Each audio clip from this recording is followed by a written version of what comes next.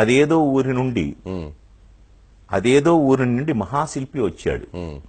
మరేదో ఊరి నుండి పెద్ద బండ తెచ్చాడు. 6 అడుగులు కొలత పెట్టి బండను ఖండించాడు. మిగిలిన 3 అడుగుల ముక్కను పక్కకు తోసేశాడు. 6 అడుగుల బండేమో విగ్రహమై వెలిసింది. 3 అడుగుల ముక్క బండ చాకిరేవు చేరింది.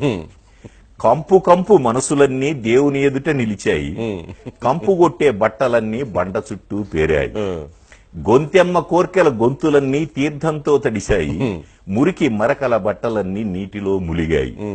అర్థం గాని స్తోత్రాలతో పూజారి భక్తి శ్రద్ధలు, చాకలి నోటి వెంట ఇస్సు ఇస్సు శబ్దాలు.